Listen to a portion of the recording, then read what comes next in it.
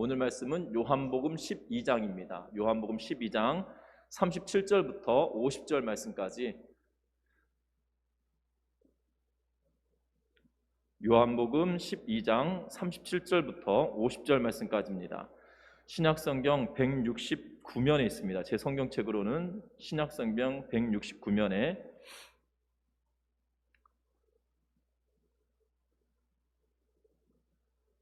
37절부터 50절 말씀까지, 제가 한 절 읽고 여러분들 한 절 읽고 교독하여 읽도록 하겠습니다.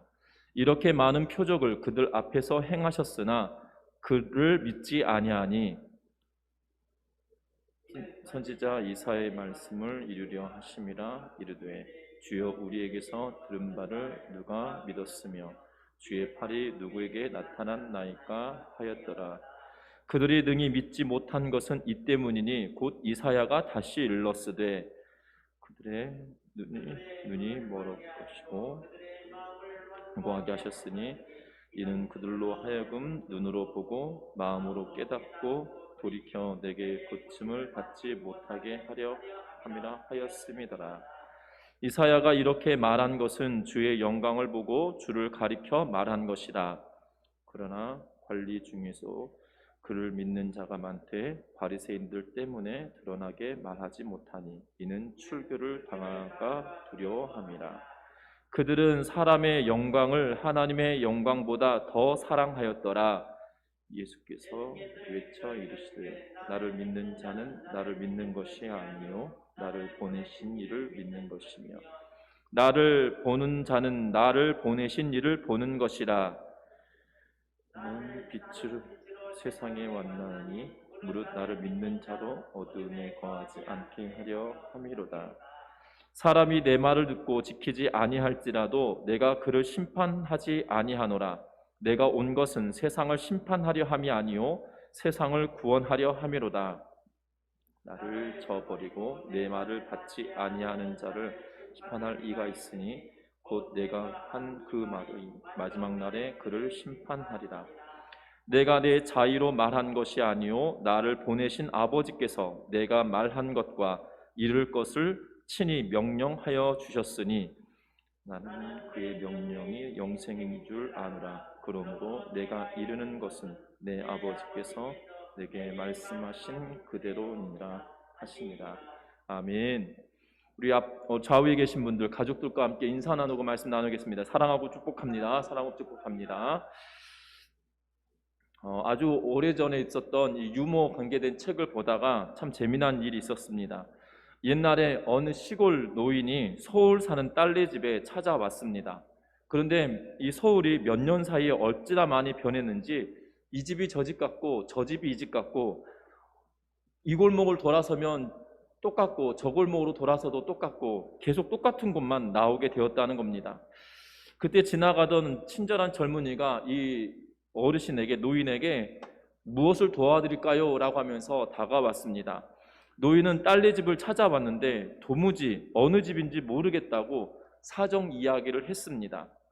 젊은이는 주소도 모른다는 노인의 말에 난처해하면서 그럼 혹시 딸네 집에 다른 집과 달리 특별한 특징이 있느냐라고 물었습니다.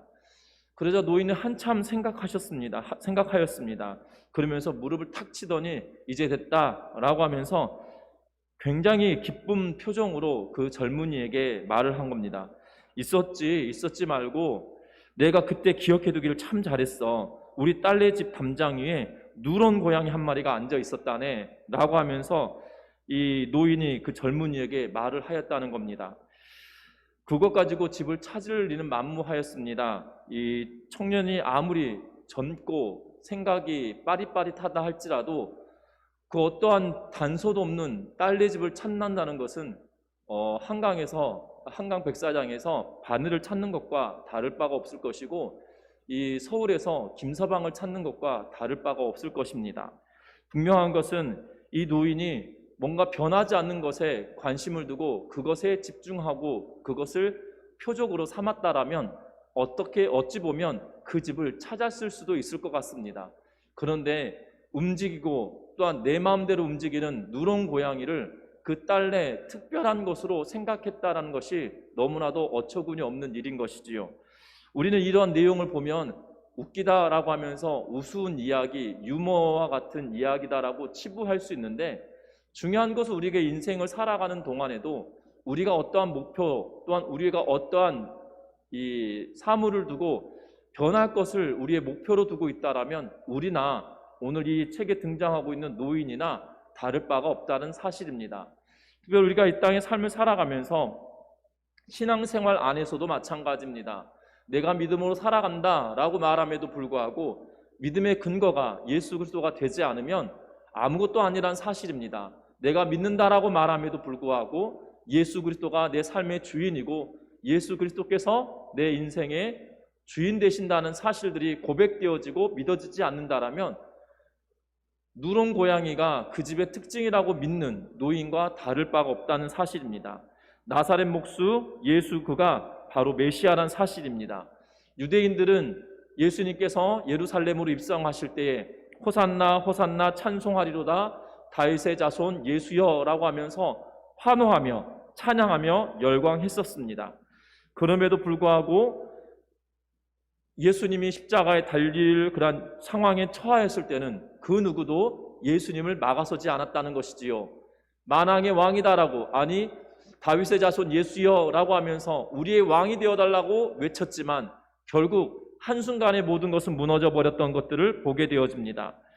저와 여러분들의 삶도 마찬가지입니다. 바로 우리 안에 명확한 근거, 예수 그리스도가 내 삶에 명확하게 들어와 계시지 않는다라면 아무런 의미가 없다는 것입니다. 바울은 갈라디아서 2장 20절에 이렇게 말씀합니다. 2장 20절에 내가 그리스도와 함께 십자가에 못 박혔나니 그런즉 이제는 내가 사는 것이 아니요 오직 내 안에 그리스도께서 사시는 것이라. 이제 내가 육체 가운데 사는 것은 나를 사랑하사 나를 위하여 자기 자신을 버리신 하나님의 아들을 믿는 믿음 안에서 사는 것이다 라고 말씀하면서 바로 내 안에 예수 그리스도가 살아계신다 라고 말합니다.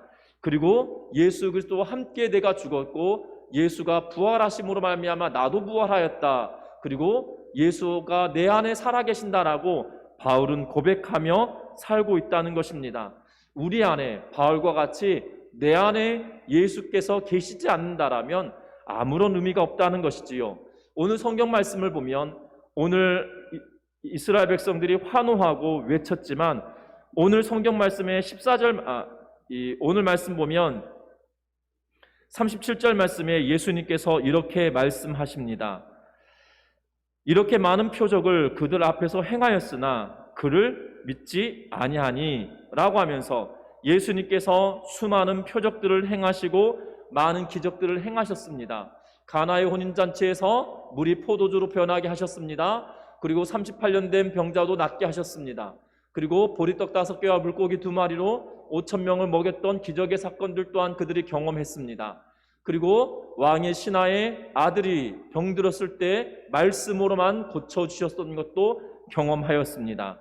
또한 많은 병자들이 예수님의 말씀에 새로 병이 고쳐지고 또한 예수님이 말씀하실 때 귀신이 쫓겨났던 것들을 또한 경험하였습니다.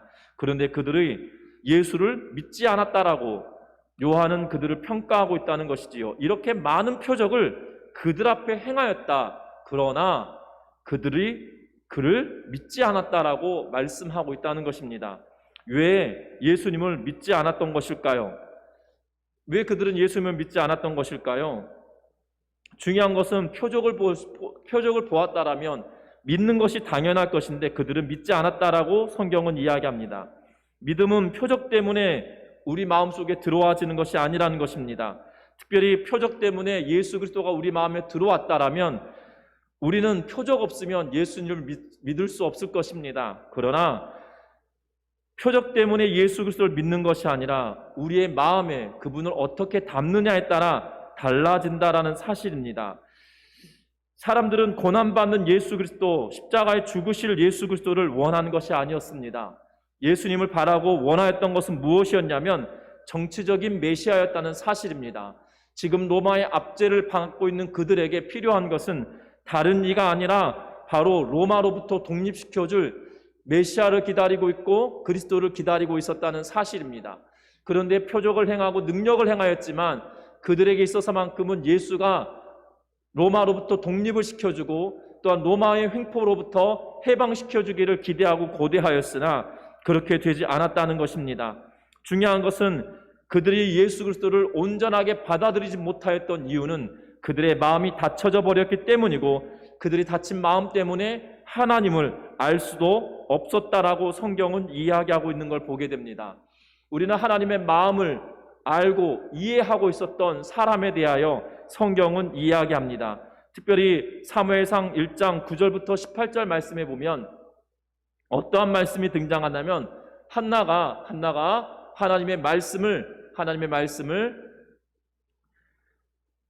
한나의 마음을 통하여서 하나님의 마음을 깨닫게 되어지는 것을 보게 됩니다. 특별히 15절 말씀에 보면, 사무엘상 1장 15절 말씀에 보면 성경은 뭐라고 기록하고 있냐면, 혹시 여러분들 자막이 보이시면 같이 한번 읽어보도록 하겠습니다. 15절 말씀입니다. 같이 읽습니다. 한나가 대답하여 이르되 내 주여 그렇지 아니하니이다. 나는 마음이 슬픈 여자라 포도주나 독주를 마신 것이 아니요 여호와 앞에 내 심정을 통한 것뿐이오니. 아멘. 오늘 이 15절 말씀에 뭐라고 말씀하고 계십니까? 내 심정을 통한 것뿐이다 라고 이야기하고 있는 것을 보게 됩니다. 내 심정이 통한 것이 무슨 뜻일까요? 내 마음을 다 토로하였다, 다 드러냈다 라는 의미로 우리가 이 말씀을 받아들이면 오해가 있을 수 있습니다. 이 말씀은 무엇이냐면 10절과 11절 말씀 우리 같이 한번 읽어보는데요, 10절부터 11절 말씀까지 같이 읽어봅니다. 한나가 마음이 괴로워서 여호와께 기도하고 통곡하며 서원하여 이르되 만군의 여호와여, 만일 주의 여종의 고통을 돌보시고 나를 기억하사 주의 여종을 잊지 아니하시고 주의 여종에게 아들을 주시면 내가 그의 평생에 그를 여호와께 드리고 삭도를 그의 머리에 대지 아니하겠나이다. 아멘. 한나가 마음이 괴로워서 여호와께 기도하며 통곡합니다. 우리는 한나가 그의 남편의 첩인 브닌나가 아들을 낳음으로 인하여 그를 괴롭게 한 사건 때문에 그가 고통스러웠다라고 말할 수 있습니다.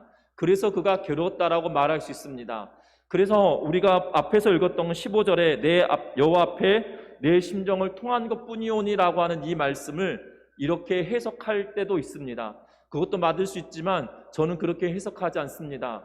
여기서 통하다라는 것은 무엇이냐면 동병상련, 다시 말하면 하나님의 마음과 내 마음이 하나가 되었다라는 표현으로 사용합니다. 그래서 하나님 앞에 내 심정을 통하였기 때문에 18절 말씀에 보니까 당신의 여종이 당신께 은혜를 입기를 원하나이다 하고 가서 먹고 얼굴에 다시는 근심빛이 없었다라고 이야기합니다.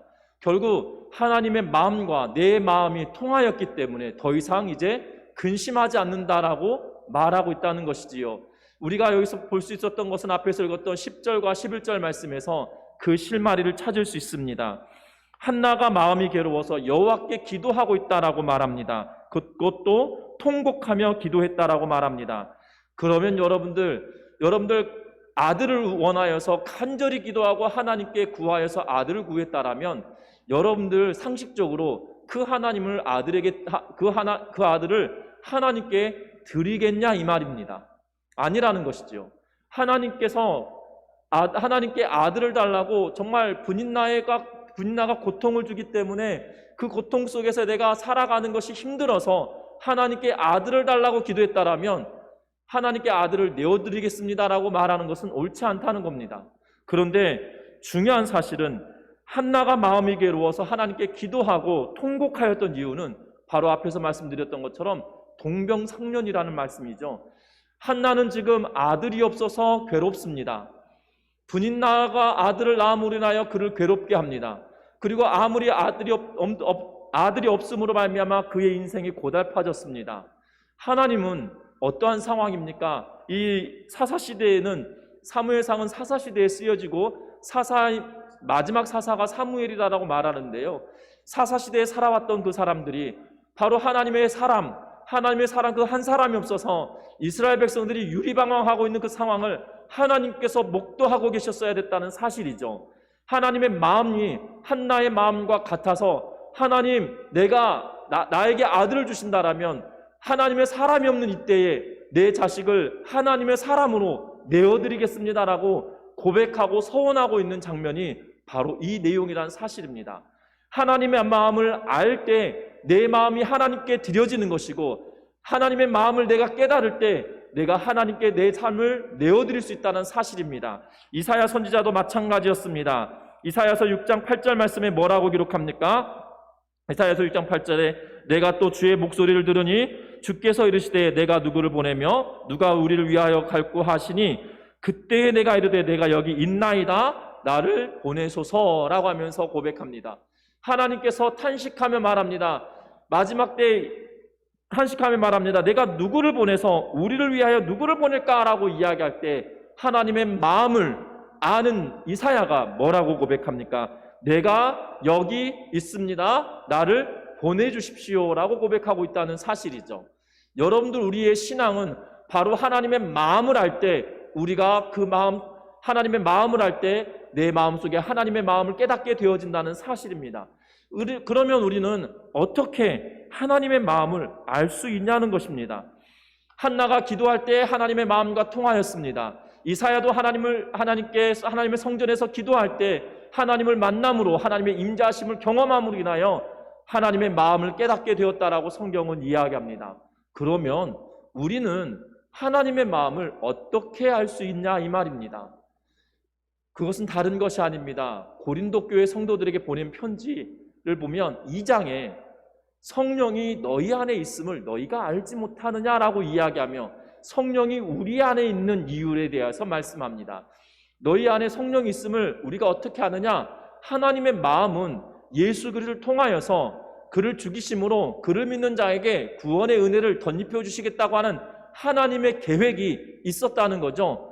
그런데 그 계획을 아는 것은 다른 이가 아니라 하나님의 영이 그것을 알고 있다는 겁니다.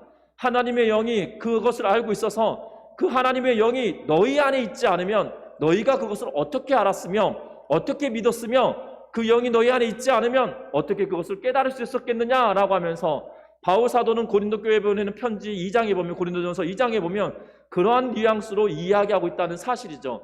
너희가 하나님의 계획을 알고 있는 것은 하나님의 영이 너희 안에 있기 때문이다 라고 이야기하고 있다는 사실이에요.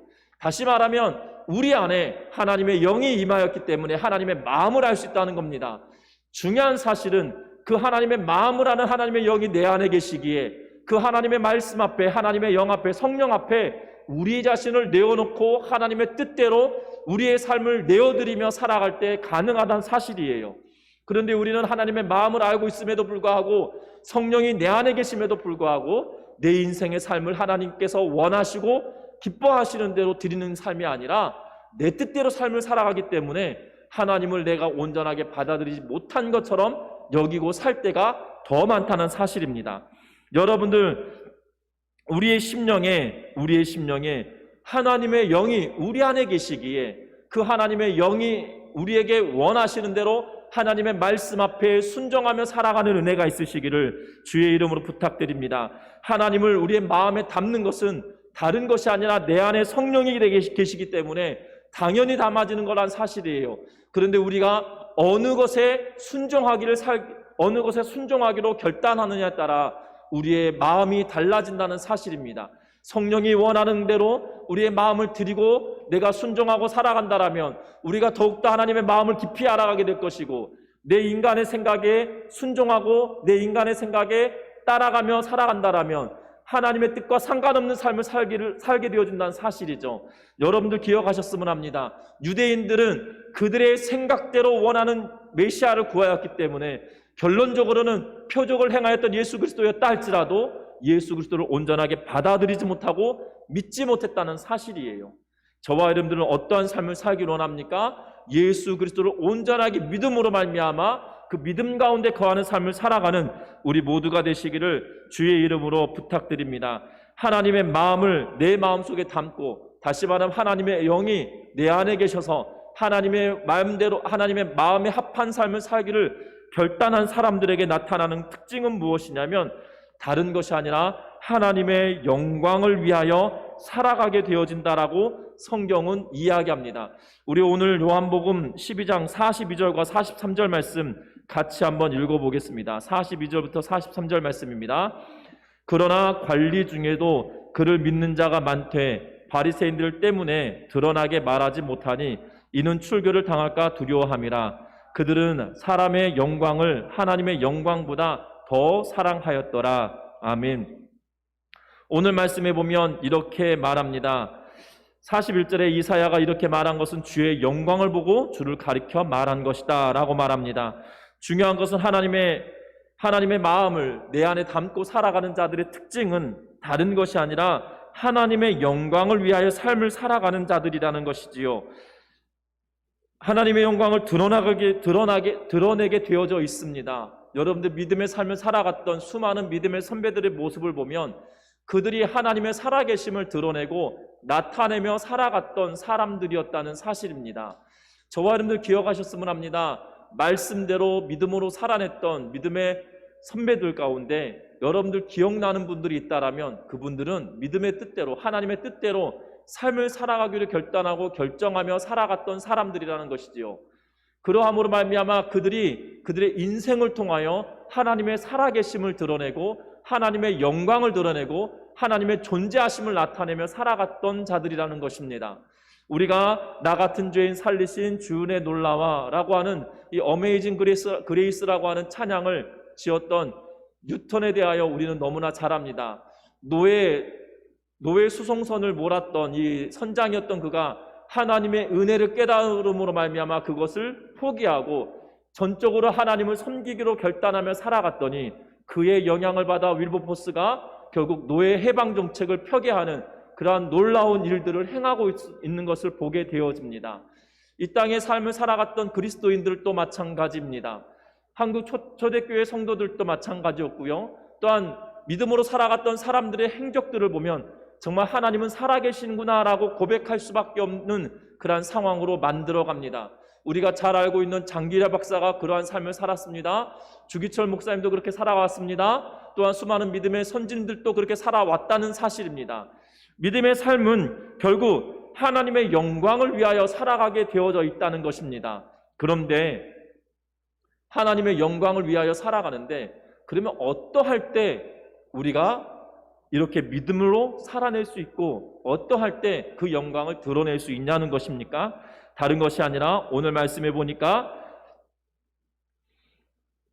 42절, 43절 읽었는데요. 여기서 뭐라고 이야기합니까? 수많은 관리 중에 예수를 믿는 사람들이 있었지만 그들이 드러내지 못하였다라고 말합니다. 그것은 출교당할 것을 두려워하였다라고 42절 말하는데요.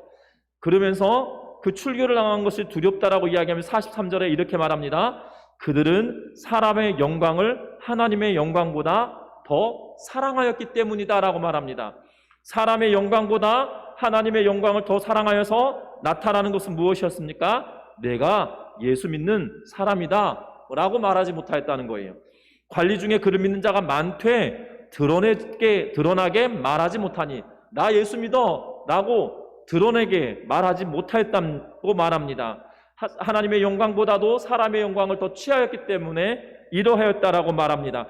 결국 하나님의 영광을 드러내는 사람들은 어떠한 삶을 살아가는 사람들입니까? 내가 그리스도인입니다 라고 고백하며 삶을 살아가는 사람들이라는 것입니다. 우리 믿음의 선배들 가운데 이러한 분들이 참으로 많았습니다. 내가 예수 믿는 사람입니다 라고 하며 세상의 가치로부터 벗어나려고 애쓰고 세상의 가치를 거스르는 이들이 너무나 많았다는 것이지요.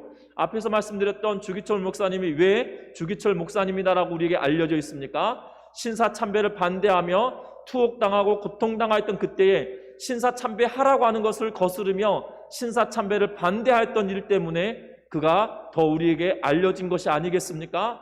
또한 우리가 너무나도 잘 알고 있는 수많은 믿음의 선배들도 마찬가지로 세상이 원하는 대로 삶을 사는 것이 아니라 하나님이 기뻐하신 삶을 살아갔던 이유가 무엇입니까? 나는 그리스도인입니다라고 고백하며 드러내며 삶을 살아갔기 때문이었다는 것입니다.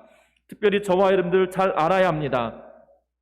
하나님의 영광을 드러내며 삶을 살아가길 원한다라면 우리는 나는 그리스도인입니다 라는 사실을 드러내고 선포하고 살아가는 삶을 살아야 한다는 사실입니다. 내가 그리스도인이다라고 말하였음에도 불구하고 그리스도인답게 살지 못하기 때문에 우리는 언제나 내가 그리스도인임을 나타내지 못하며 살아갈 때가 더 많다는 거죠.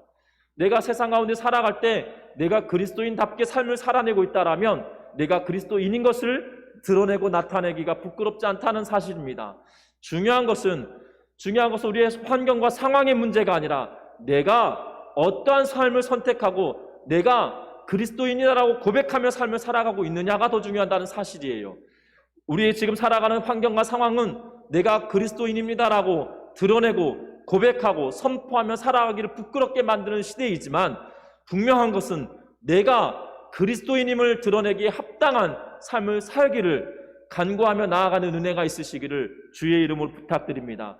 여러분 스스로가 그리스도인답게 삶을 살아가는 자들이 된다라면 그리스도인답게 선포하고 드러내며 삶을 선택하며 살아가는 은혜가 있으시기를 주의 이름으로 부탁드립니다.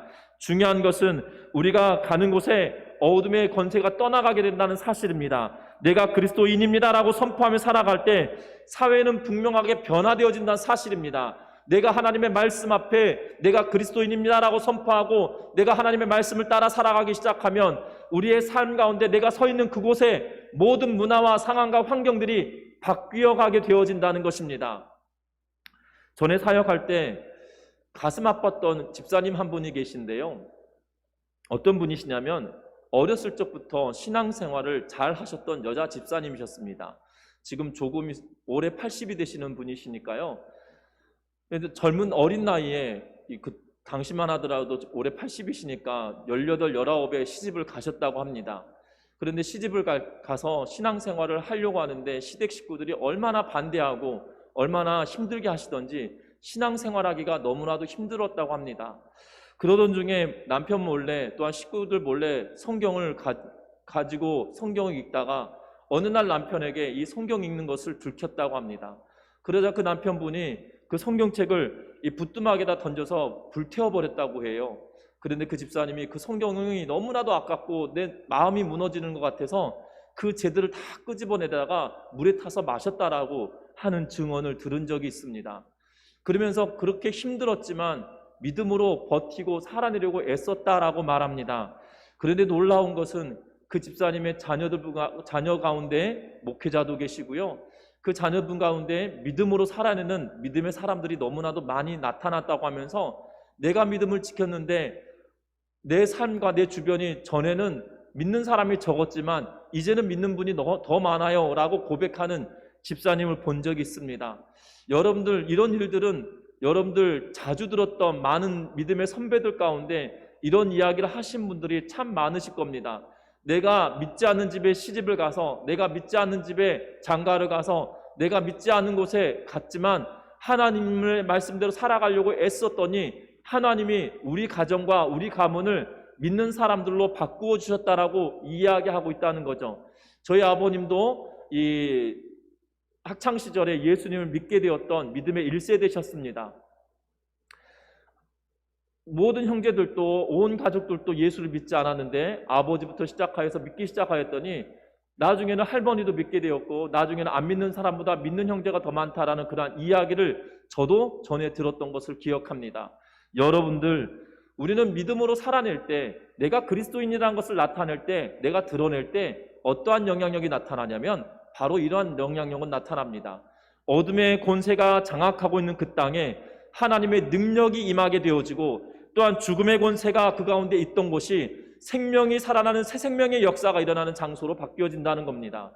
어둠의 세력은 물러가게 된다는 것이에요. 누구 때문에 그렇습니까?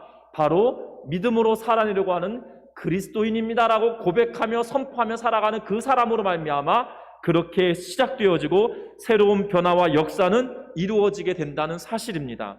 저와 여러분들 통하여 그 역사가 이루어지고 시작된다는 것이에요. 그런데 그 역사의 시작은 내가 다른 곳으로 시작이 하는 것이 아니라 나는 그리스도인입니다 라고 고백하고 선포하며 그 선포한 대로 살아내려고 몸부림칠 때 되어진다는 것입니다.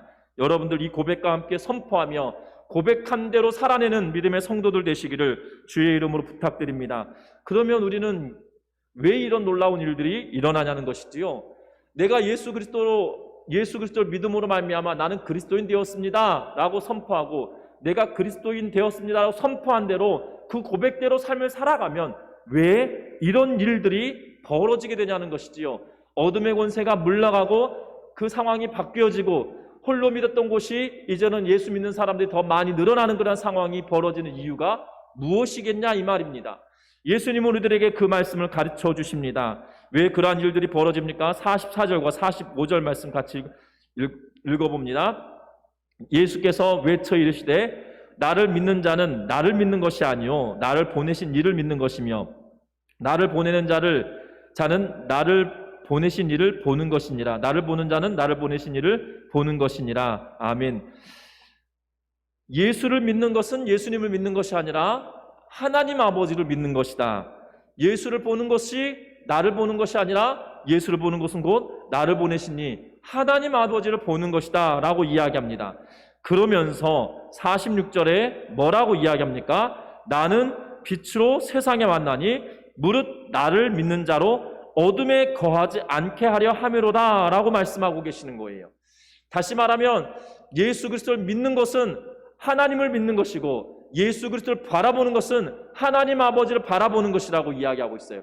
그런데 놀라운 것은 하나님 아버지께서 나를 이 땅에 보내셨는데 내가 무엇으로 왔느냐? 빛으로 이 땅에 왔다라고 이야기하면서 빛으로 온 이유는 나를 믿는 자가 어둠에 거하지 않게 하기 위해서 그렇게 오셨다는 것이지요. 다시 말하면 저와 여러분들이 예수 그리스도를 믿음으로 말미암아 나는 그리스도인입니다라고 선포하고 고백한 대로 살아갈 때 어떠한 일이 벌어지냐면 내가 믿는 예수 그리스도는 빛이 되시기에 빛 가운데로 오신 그분이시기에 우리가 어둠의 길을 걷어가지 않아도 어둠의 문제들을 해결하시고 어둠을 걷어내시는 일을 바로 예수께서 하신다라고 우리에게 말합니다.